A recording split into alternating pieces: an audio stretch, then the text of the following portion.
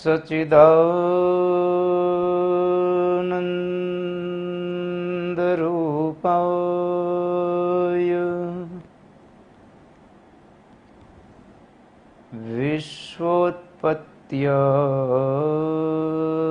विश्वोत्पत्त्यादिहेतवे तापत्रय विनाशाय श्रीकृष्णाय वयं नुमः। श्रीकृष्णाय वयं नुमः। बोलिए श्री द्वारिकाधीश की जय।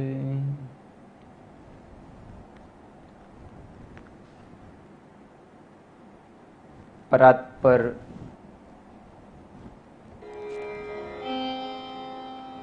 ब्रह्म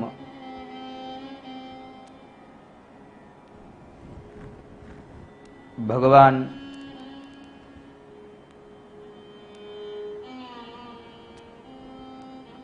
श्री द्वारिकाधीश प्रभुना श्री चरणों में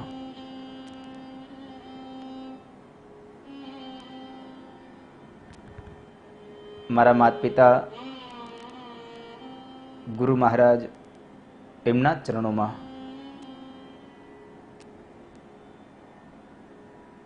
अने जीव मात्रना हृदय कमल में विराजमान परम तत्व ने मारा प्रणाम। आप सौ ने मारा जय श्री कृष्ण, राधे राधे।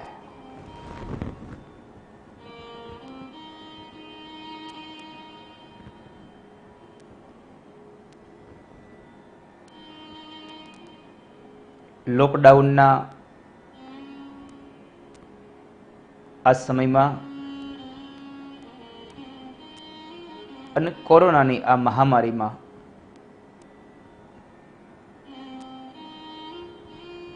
ભગવાન સાથેનો એક સેતુ રચવા માટે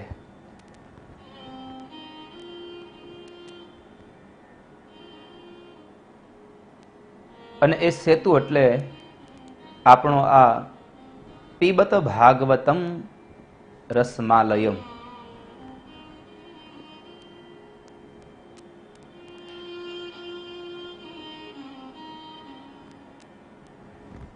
पीबत भागवतम रसमालयमना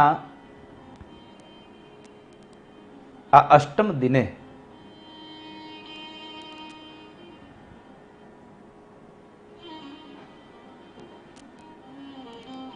मीडियाना माध्यमथी आ भगवान श्री हरिना रसामृतनु रसपान कर रहेला तमाम मारा राधे राधे परिवारना आप सौ सदस्यों ने मारा अंतःकरणपूर्वकना राधे राधे। आप सौनु हूँ हार्दिक स्वागत करूँ छूं।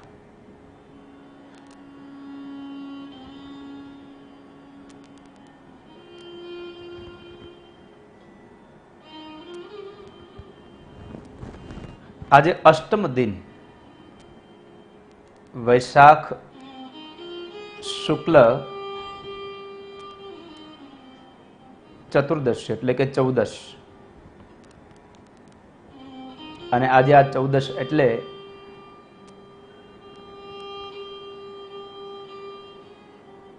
भागवतनी कथा अनुसार भगवानना 24 अवतारो जे थया ए 24 अवतारों मानो एक अवतार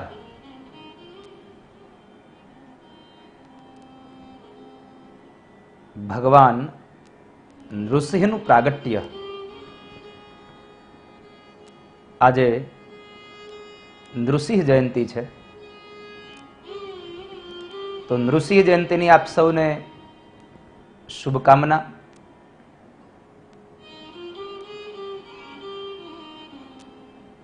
ભગવાન ઋષિ આપ સૌના જીવનમાંથી તામસ અને રજોગુણનું હનન કરે અને સત્વગુણની વૃદ્ધિ કરે એ બી ભગવાન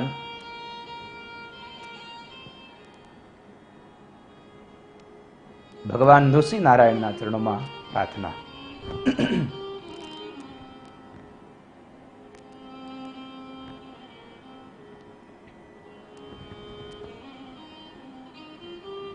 એક એક જગ્યાએથી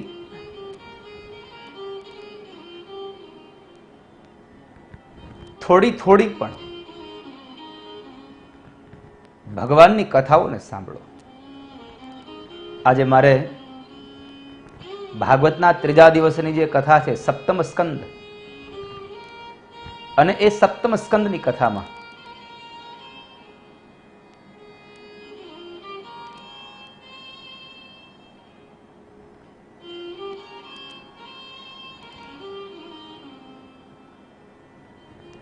પ્રહલાદ અને હિરણ્યકશ્યપુની વચ્ચેનો જે સંવાદ,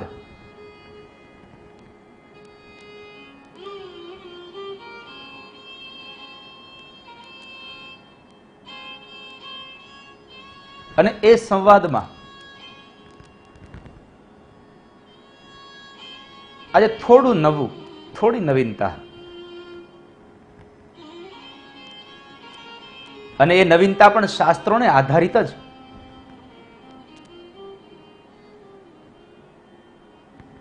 મને આજે પ્રશ્ન થયો, ઘણા સમયથી પ્રશ્ન થતો હતો.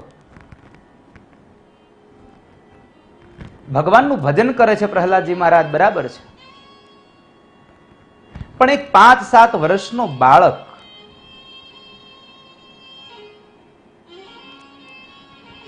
જેનો પિતાશ્રી આટલી મોટી શક્તિ ધરાવતો હોય અને છતાં એની સામે અડગ ઉભો રહે અને એમ કહે કે આ સ્તંભમાં મારો હરિ છે, પરમાત્મા છે.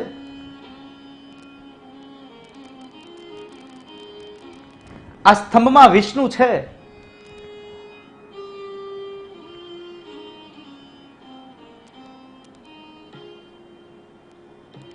શું કામે ખબર છે?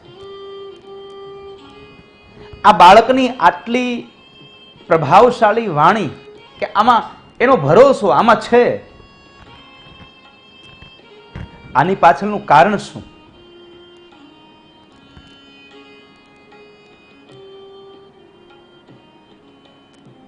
સામાન્ય રીતે હું આપને કહું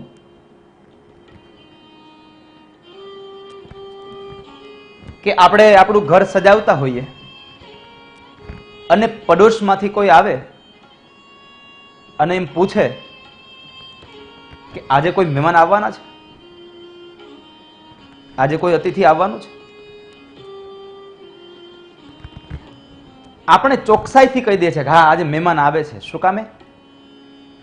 આપણે ટેલિફોનિક એમની સાથે વાત થઈ ગઈ છે કે હું આવું છું, એમણે આપણને સંદેશો મોકલાવ્યો છે હું આવું છું, અથવા તો આગળના સમયમાં જ્યારે આપણને વ્યક્તિ મળ્યા છે ત્યારે કહ્યું છે કે આ તારીખે હું તમારે ત્યાં આવું છું. તો જ આપણે એટલી ચોકસાઈથી કહી શકીએ ને કે હા આજે મારી ઘરે મહેમાન આવે છે.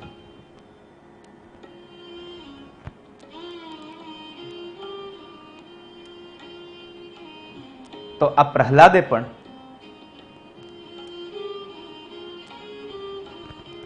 પોતાના પિતાશ્રીને ક્ષણભર માટે પણ રોકાયા વિના, વિલંબ વિના એમ કહ્યું, પિતાશ્રી મારો નારાયણ આ સ્તંભમાં પણ છે.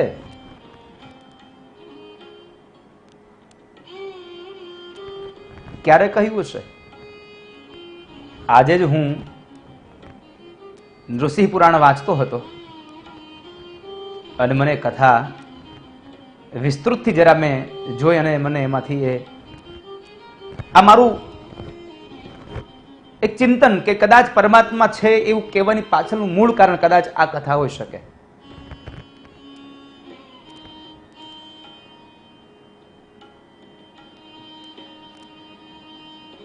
જ્યારે પ્રહલાદજી મહારાજ નાના હતા, ગુરુદેવના આશ્રમમાં વિદ્યાભ્યાસ માટે જાય. આ કથા બહુ પ્રચલિત અને તમે બધા આ કથાને ખૂબ જાણો છો. પણ મારે જે નવીનતા આપી છે એ કંઈક બીજી છે.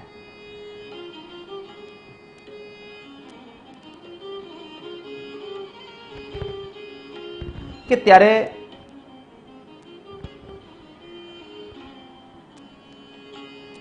પ્રહલાદજી મહારાજ જ્યારે ગુરુદેવના આશ્રમમાં ભણે છે અને ભગવાન નારાયણનું નામ લે છે, ત્યારે હિરણ્યકશ્યપુ એને મારી નાખવાના અનેક પ્રયત્નો કરે છે. એ વાત આપણે બધા જાણીએ છીએ કે પેલા હાથીના પગ નીચે કચડાયો,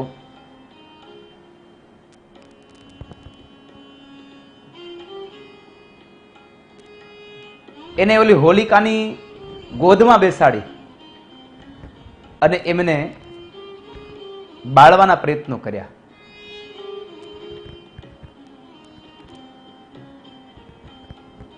હોલિકા બળી ગઈ અને પ્રહલાદ બચી ગયા.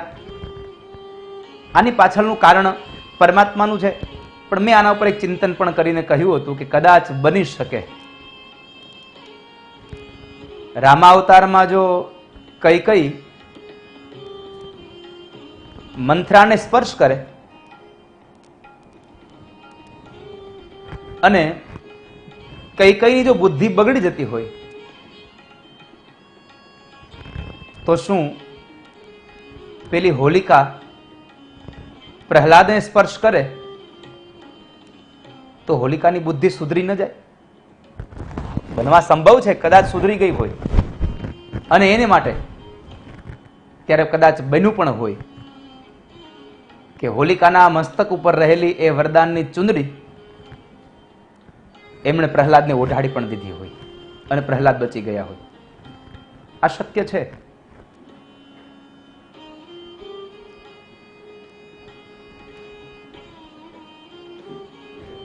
સ્વીકારવું પડે વાલા, સ્વીકારવું પડે. આમાં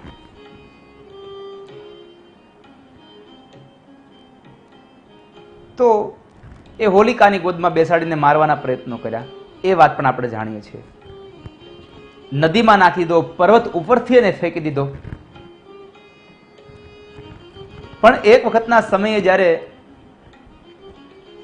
પ્રહલાદ અને એના ગામના એ નગરના બ્રાહ્મણો પણ જ્યારે રાત્રિના સમયે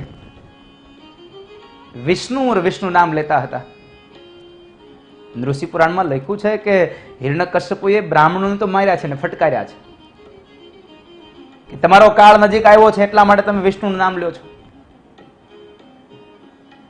એને બધાને ફટકાર્યા છે. પણ હવે પ્રહલાદને મારી કેમ નાખો? શું કરવું?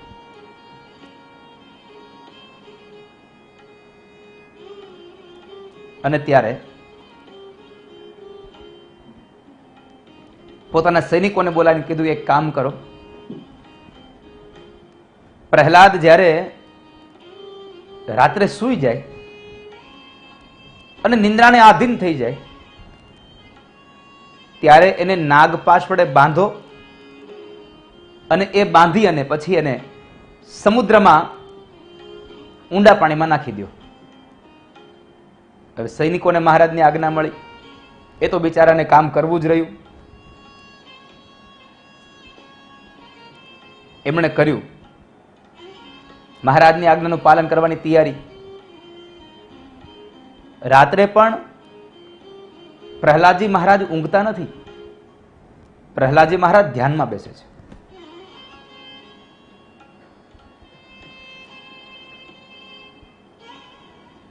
જેને અર્થ અને કામ છૂટી ગયો હોય અને નિંદ્ર બહુ ઓછી આવે,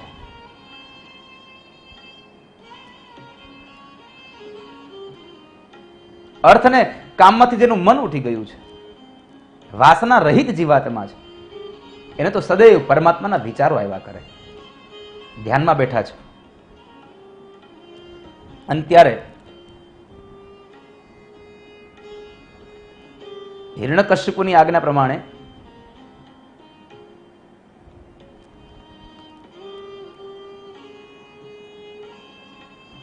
પેલા સૈનિકોએ આવી અને પ્રહલાદ સૂઈ ગયો છે, ભર નિંદરમાં છે, આવું જાણી અને એને નાગપાશથી બાંધે છે. નાગપાશથી બાંધી અને લઈ જાય છે અને સમુદ્રની મધ્યમાં નાખી દે છે. ચાલ્યા ગયા. આ બાજુ જઈ અને સૈનિકોએ પોતાના મહારાજને સમાચાર આપ્યા કે મહારાજ, તમારા કહેવા અનુસાર બરાબર એ જ રીતે કામ થયું છે. અમે એને નાગપાશથી બાંધી અને નાખી દીધો છે.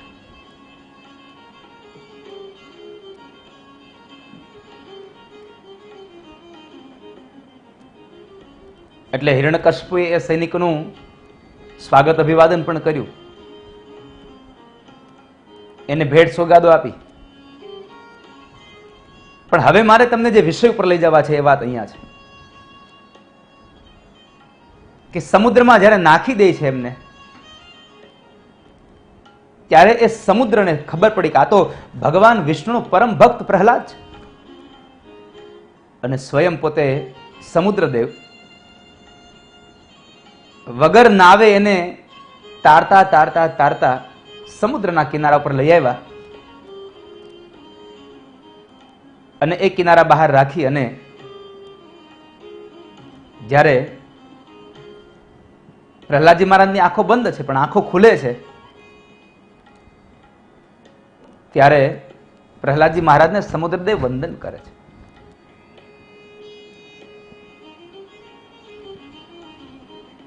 સમુદ્રદેવ જ્યારે પ્રહલાદને વંદન કરે ત્યારે પ્રહલાદ સમુદ્રદેવને વંદન કરે છે અને કહે છે, બાપજી આપ કોણ છો? સમુદ્રદેવ પ્રહલાદને વંદન કરીને કહે છે કે આપ ભગવાન વિષ્ણુના ઉપાસક છો, આપ ભગવાનના પરમ ભક્ત છો, એટલે તમારામાં અને મને ભગવાન વિષ્ણુમાં કોઈ ભેદ દેખાતો નથી. હું તમને પ્રણામ કરું છું. આપ મારે ત્યાં આવ્યા, મેં આપના દર્શન કર્યા, તમે મને દર્શન આપ્યા, એટલે હું યથોચિત આપને આ ભેટ આપવા માંગુ છું. સમુદ્રએ પોતાના હાથમાં રહેલો એક મોતી ભરેલો એક થાળ પ્રહલાદજીને આપે છે. સમુદ્ર કહે છે, મને ખબર છે તમે સ્વીકારવા માંડી ના પાડશો, પણ છતાં પણ હું તમને આપ્યા વગર નહીં રહું અને તમે સ્વીકારો જ, મારી આ પ્રાર્થના છે આપને. પણ સામે ભગવાનનો ભક્ત કેવો હોય? પ્રહલાદજી સમુદ્ર ભગવાનને કહે છે, સમુદ્ર નારાયણને કહે છે, બાપજી, પ્રભુ, મારા કરતા તો ધન્ય તમે છો. તમારા દર્શન કરીને હું ધન્ય બન્યો. તમે કેટલા ભાગ્યશાળી છો કે તમારી અંદર સ્વયં આ 3 ભુવનના અધિપતિ શૈયા બિછાવી અને નિંદ્રા કરે છે. તમે કેટલા ભાગ્યશાળી, તમે નિરંતર પરમાત્માની પાસે રહો છો. આ છે ભગવાનનો ભક્ત. બીજાના સદગુણોને જોવે, દુર્ગુણોને નહીં. અને આ દુનિયામાં આપ સૌને પ્રાર્થના કરું છું કે દુનિયામાં કોઈ માણસ, કારણ કે આપણો સ્વભાવ છે ને કે 99 કામ સારા કરે અને એક કામ જો ખોટું થઈ જાય તો આપણે 99 કામ ભૂલી જઈએ છીએ, એક જ કામને યાદ કરીએ છીએ. મહાપુરુષો એમ કહે છે કે ભૂલવા છે તો બીજાના દુર્ગુણોને ભૂલી જાઓ, સદગુણોને યાદ રાખો. તો એ સમયે પ્રહલાદજી પણ પ્રણામ કરે છે સમુદ્રને અને સમુદ્રએ આખી વાત કરી કે આ તમે અહીંયા ક્યાંથી પહોંચ્યા.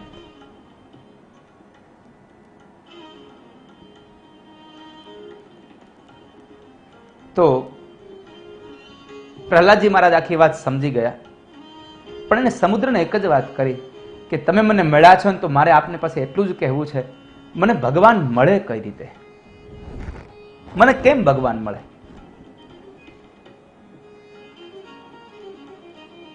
મને પરમાત્મા મળે ક્યારે?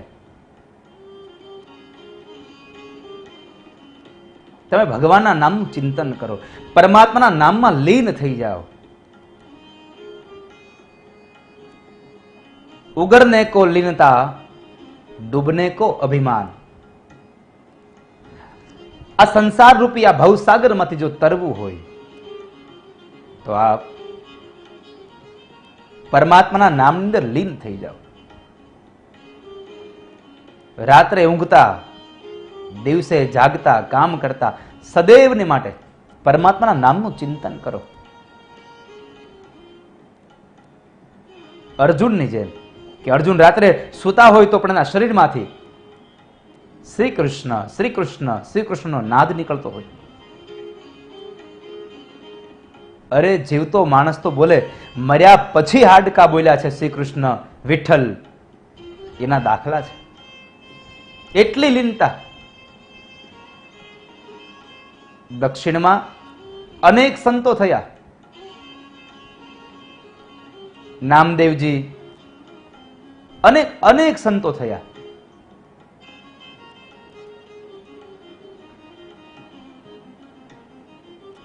પણ એમાં એક, અને યાદ રાખજો મારી વાત, પરમાત્માને ભજવા માટે જ્ઞાતિની જરૂર નથી, તમારા ભાવની જરૂર છે.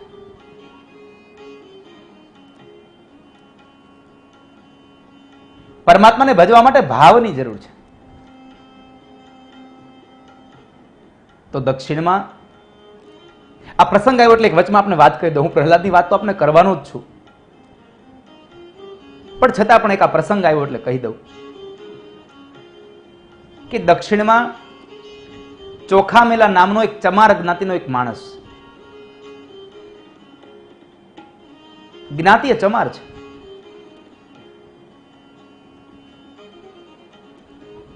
એના ગામનું નામ મને ભૂલાઈ ગયું છે, પણ એ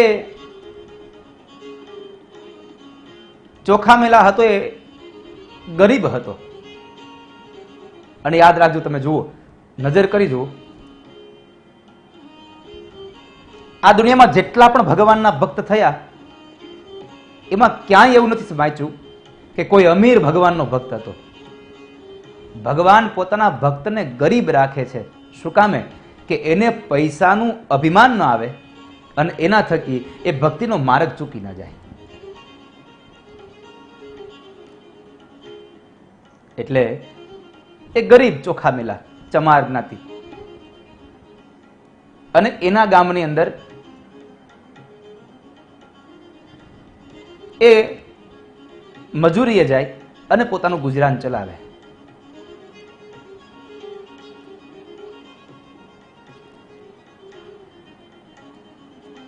ત્યારે એના ગામની અંદર એક બહુ મોટી ઊંચી ઇમારત બનતી હતી, અને એ ઇમારતમાં રેતી અને ઈંટો ચડાવવા માટે થઈને મજૂરી કામ કરવા આ ચોખામેલા જાય.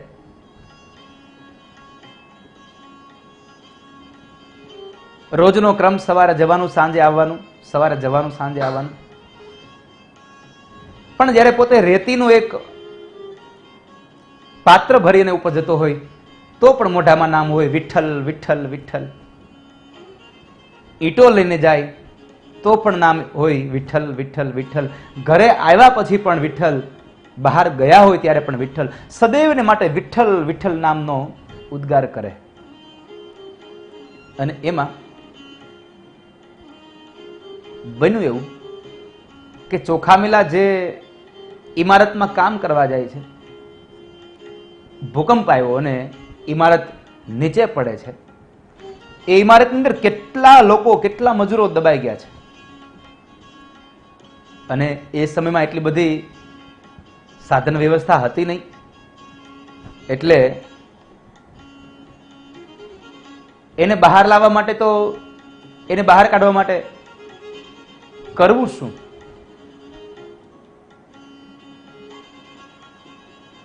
એને બહાર લાવવા માટે શું કરવું? બધા મજૂરોને કાઢવા માટે બધા લોકો એ કાટમાળ ઉપાડે છે. 2-3 દિવસ વયા ગયા. એમાંથી એક હાથ મળે, કોઈકના હાથ તૂટી ગયા, કોઈકના પગ તૂટી ગયેલા છે. હાથ પગ કોઈકના અલગ અલગ પડી ગયા છે. હવે આ હાથ પગ કોના છે કેમ જાણવું?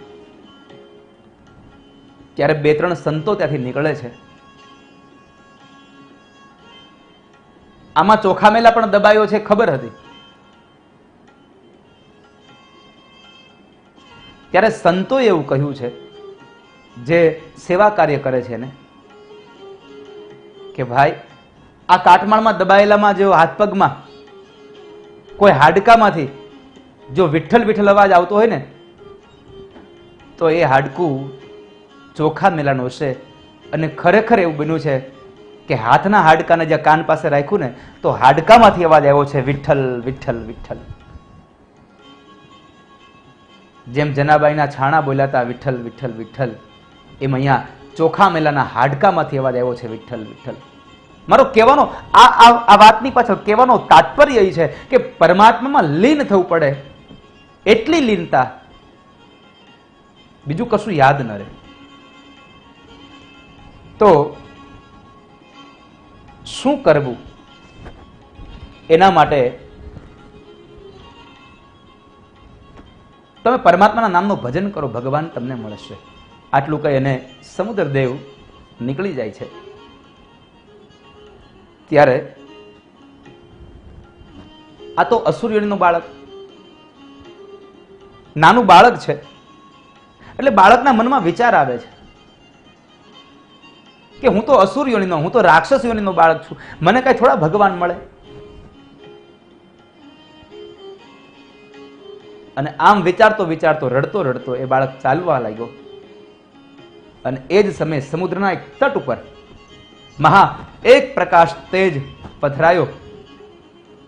અને એ પ્રકાશ તેજમાં ભગવાન ચતુર્ભુજ નારાયણ પ્રગટ થયા. અને એ ચતુર્ભુજ નારાયણને પ્રહલાદ દંડવત પ્રણામ કરવા લાગ્યો. પ્રહલાદજી વારંવાર આ ધરતી પર પડે છે, દંડવત કરે, પ્રણામ કરે. અને ત્યારે ભગવાને એને પોતાના હાથથી, જે હાથની અંદર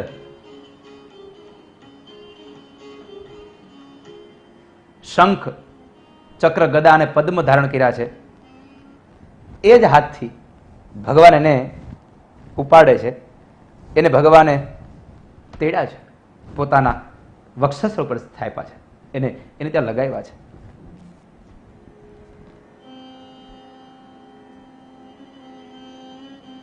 એને પોતાની છાતીએ લગાડ્યા. પ્રહલાદજીને ખૂબ સાંત્વના મળી.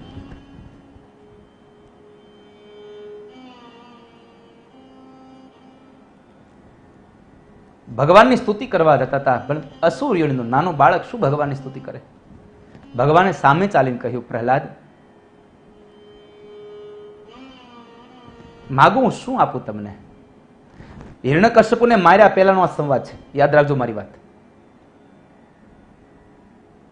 હિરણ્યકશ્યપુને માર્યા પહેલાનો સંવાદ છે, ભગવાન અને પ્રહલાદ વચ્ચેનો. માગો પ્રહલાદ, હું શું આપું તમને?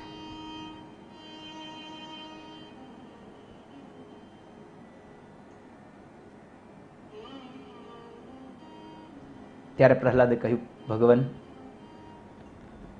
આપ મને આપવા માંગતા હો ને, તો મારે તમારી પાસે બીજી કોઈ અપેક્ષા નથી. મારી એક જ ઈચ્છા છે કે મને દરેક જન્મમાં તમારી આ ભાવપૂર્વકની મને ભક્તિ થાય. આપણે પણ પરમાત્મા પાસે આ જ માગવું જોઈએ કે હે નારાયણ, તમે મને જો આપવા માંગતા હો તો મને એટલું જ આપો કે મને દરેક જન્મમાં તમારી ભક્તિ થાય. ભાગવતજીનો 12મો સ્કંદ એમ કહે છે, ભવે ભવે યથા ભક્તિ પાદયોસ્તવ જાયતે તથા કુરુષ્વ દેવેશ નાથસ્ત્વમ નો યતઃ પ્રભો. ભગવાન, ભવે ભવે યથા ભક્તિ પાદયોસ્તવ જાયતે. પ્રભુ, દરેક જન્મમાં મને તમારી ભક્તિ થાય, તમારા ચરણારવિંદમાં અમારું મન લાગેલું રહે. અમે તમારી સ્તુતિ, અમે તમારા ગુણાનુવાદને ગાયા કરીએ.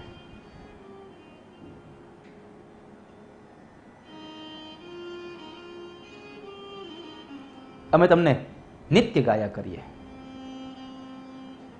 પ્રહલાદજીએ જે માગ્યું, ભગવાન કહે છે, અરે પ્રહલાદ, તમે આ શું માગો છો? બહુ કઠિન માગી લીધું. ભગવાન, તમારા માટે ક્યાંક કશું કઠિન છે. મેં એક વાત વાંચી છે ને સાંભળી છે મહાપુરુષોના મુખેથી. ભગવાન પાસે કોઈ માણસ ધન દોલત માગે ને, ભગવાન ત્વરિત આપી દે છે. ભગવાન પાસે કોઈ માણસ મોક્ષ માગે, તરત જ ભગવાન આપી દે છે. પણ જો કોઈ માણસ ભગવાન પાસે જઈને કહે, પરમાત્મા મને તમારી ભક્તિ આપો, તો પરમાત્મા એક વખત તો વિચાર કરે છે કે જો આને ભક્તિ આપીશ ને તો મને આ બાંધી દેશે. કારણ કે પરમાત્મા સ્વતંત્ર નથી. પરમાત્મા પોતાના ભક્તોને આધીન છે. અને જો ભક્તોને આધીન ન હોત તો પંઢરપુરમાં પુંડલીક મહારાજે ફેંકેલી ઈંટ ઉપર ભગવાન ઉભા ન રહ્યા હોત. અહમ ભક્ત પરાધીન, હું મારા ભક્તોને આધીન છું.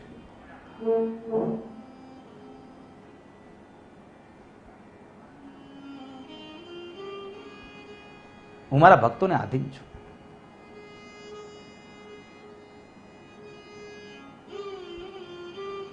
તમે પરમાત્મા સ્વતંત્ર નથી. તમે બહુ આ કઠિન માંગ્યું પ્રહલાદ.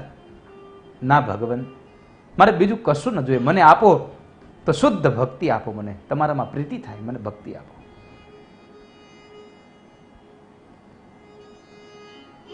ભગવાન તો કહે છે, પ્રહલાદ, હું તો તમને હું જ આપી દેવાનો હતો, પણ તમે ભક્તિ માગી છે, કઈ વાંધો નહીં. પણ જ્યારે મારે જ આપવાની ઈચ્છા હતી ત્યારે હું તમને એટલું જ કહું છું કે આજ કદાચ હું તમે અહીંયાથી જુદા પડીએ છીએ, પણ તમે જરાય જુદા નથી. તમે આટલો બધો ત્રાસ સહન કર્યો છે, આટલું બધું કઠિન તમે આ બધા કષ્ટોને ભોગવા છે. આજથી બીજા કે ત્રીજા દિવસે હું તમારે ત્યાં આવીશ અને તમારા પિતાશ્રીનો હું મૃત્યુદંડ આપી અને તમને તમામ પ્રકારના પાપોમાંથી છોડાવી, તમામ પ્રકારના કષ્ટોમાંથી છોડાવીશ. આટલું કહી અને ભગવાન જતા રહ્યા છે. અને એ બાળક જ્યારે ઘરે આવે છે ત્યારે નગરના લોકો અને એના ગુરુદેવ, એના પિતાશ્રી, જે લોકો સમુદ્રમાં નાગપાશથી બાંધી આવ્યા હતા, નાખી આવ્યા હતા, એ લોકો વિચાર કર્યો આ નાગપાશનું થયું શું? પણ સમુદ્રદેવે જ્યારે પ્રહલાદજી મહારાજને બહાર કાઢ્યા ને ત્યારે ભગવાન વિષ્ણુએ આજ્ઞા કરી ગરુડને, અને એ ગરુડે આવી અને તમામ સર્પોને ખાધા છે, પોતાનું પેટ ભર્યું છે. અને એ સર્પના બંધનમાંથી પ્રહલાદને છોડાવ્યા છે. એનું શું? અને પછી કથા બને છે કે જ્યારે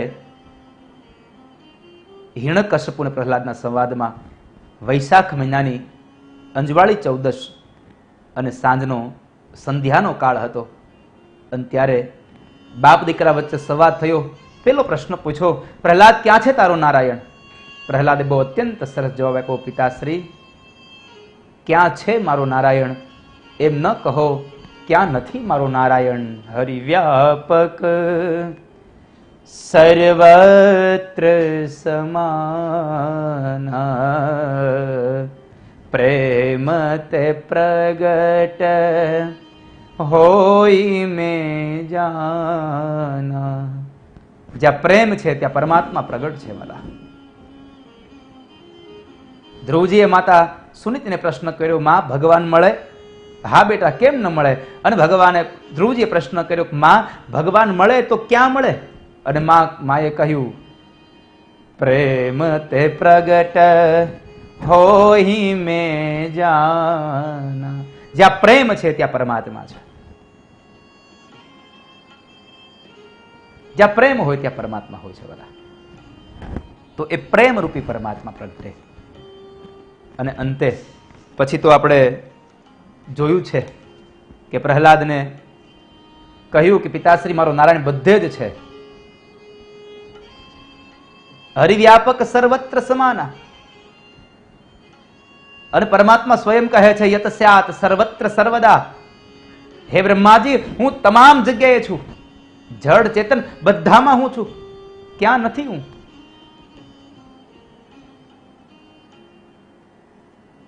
બધી જગ્યાએ છું. અને પછી હિરણ્યકશ્યપે લોખંડનો પેલો સ્તંભ પ્રગટાવ્યો અને એ સ્તંભમાંથી લાલ કીડીઓને હારમાળા ઉભી કરીને ભગવાને સંકેત આપ્યો કે પ્રહલાદ, બાથ ભીડી જા, હું તને બચાવી લઈશ. ત્યાર પછીના સમયમાં, ત્યાર પછી જે માટીનો, જે પથ્થરનો સ્તંભ હતો, એ પથ્થરના સ્તંભની અંદર પણ પ્રશ્ન કર્યો કે તારો નારાયણ છે આમાં? અને ત્યારે કહ્યું કે હા, મારો નારાયણ છે આમાં. પણ જે વાત લોખંડના સ્તંભને તપાવવાની હતી એના માટે એક બહુ સરસ દુહો છે. વૈશાખ સુદ 14 તિથિએ દીન સંધ્યાનો હતો, પુકાર કરતો પ્રહલાદ પ્રભુ મને તાત બહુ દુઃખ આપતો. વારે ચડો તમે વિઠલા આ ધર્મને ઉગારવા, કહી બાળ ત્યાં આગળ ગયા સ્તંભને ઈ ભેટવા. જય બાથ ભીડી સ્તંભને ત્યાં નાદ ગળ ગળ થયો, ધ્રુજી ધરા આકાશને ચમકાર વિજતણો થયો. નરસિંહ પ્રગટ્યા સ્તંભથી જયકાર દેવોએ કર્યો, પ્રભુ ભક્તોને ઉગારવા અવતાર પૃથ્વી પર ધર્યો. ભગવાને વૈશાખ શુક્લ 14 અને સંધ્યાનો કાળ એટલે કીધું. વૈશાખ સુદ 14 તિથિએ દિન સંધ્યા નો હતો, પુકાર કરતો પ્રહલાદ પ્રભુ મને તાત બહુ દુઃખ આપતો. ભગવાનને કહ્યું પ્રભુ હવે મને મારા પિતાશ્રી બહુ દુઃખ આપે છે. અને એ સમયે ભગવાને સ્તંભમાંથી ભગવાન એ સ્તંભ તૂટ્યો અને ભગવાન પ્રગટ થયા અને અંતે હિરણ્યકશ્યપુનો ભગવાને સંહાર કર્યો. આજે આ વૈશાખ શુક્લ 14 એટલે નૃસિંહ જયંતિ છે. આજે નૃસિંહ જયંતિએ જેમ ભગવાને હિરણ્યકશ્યપુ રૂપી રાક્ષસનો ઉદ્ધાર કર્યો, વધ કર્યો, અને એ ઉદ્ધાર થયા પછી ભગવાનનો ભક્ત પણ કોને કહેવાય? એ પરમાત્માનો ભક્ત પણ કોણ? કે ઉદ્ધાર થયા પછી ભગવાને કહ્યું કે માગ પ્રહલાદ, હું શું આપું? અને ત્યારે પણ કહ્યું કે પ્રભુ તમે મને આપવા માંગતા હો તો એટલું જ આપો કે તમે જે મારા પિતાશ્રીએ તમારો બહુ વિરોધ કર્યો છે, તમારા માટે ન બોલવાના શબ્દ બોલ્યા છે, એ મારા પિતાશ્રીને તમે મુક્તિ આપો. કોઈક આપણું અહિત કરે છતાં પણ એનું હિત માગીએ ને, એ ભગવાનનો સાચો ભક્ત છે. તો આ પ્રહલાદ ચરિત્રની કથા અને એ ભગવાન નારાયણની કથા, નૃસિંહ અવતારની કથા, જેમ રાક્ષસ રૂપી હિરણ્યકશ્યપુને માર્યો એમ આપણા જીવનમાં રહેલા કામ, ક્રોધ, લોભ, મદ, મોહ, મત્સર અને અજ્ઞાન રૂપી આ રાક્ષસોનો ભગવાન નૃસિંહ વધ કરે અને આપણી અંદર સત્વગુણનો ભગવાન સંચય કરે એવી ભગવાન ઠાકોરજીના ચરણોમાં પ્રાર્થના સાથે આજે 8મા દિવસની આ સંધ્યા કાળે જ્યારે આ પીવત ભાગવતમ રસમાલયને હું અહીંયા વિરામ આપું છું. આપ સૌને કહું છું કે જ્યાંથી પણ શાસ્ત્રની કથા મળે ત્યાંથી આપ લોકો કથાને સાંભળતા રહેજો. અનેક કથાઓ દ્વારા આપનું જીવન સારું બને. એક જ વિચાર કરવો કે જેમ મધમાખી દરેક જગ્યાએથી રસને લાવી અને પોતાના મધપુડામાં મૂકે છે, એમ આપણે અનેક જગ્યાએથી અણુભ્યશ્ચ મહદભ્યશ્ચ એમ દરેક જગ્યાએથી અણુમાંથી પણ આપણે પરમાત્માના નામની ભક્તિને ભેગી કરીએ એવી ભાવના સાથે આજની કથાને અહીંયા વિશ્રામ આપું. એ સમય બડે ભાવ સે ગાઈએ. બચપણ માં ઘણો ફેર છે રે, બચપણ કોને કહેવાય જો. બચપણ માં ઘણો ફેર છે રે, બચપણ કોને કહેવાય જો. બચપણ માં ધ્રુવજીને હરી મળ્યા રે, એને બચપણ કહેવાય જો. બચપણ માં પ્રહલાદ ને નૃસિંહ મળ્યા રે, એને બચપણ કહેવાય જો. તાળી પાડી લ્યો મારા રામની રે, બીજી તાળી ન હોય જો વાતું કરી લ્યો મારા શામની રે, બીજી વાતું ન હોય જો સ્મરણ કરો તો સીતારામ ના રે, બીજા સ્મરણ ના હોય જો સ્મરણ કરી લ્યો રાધે શ્યામ ના રે, બીજા સ્મરણ ના હોય જો.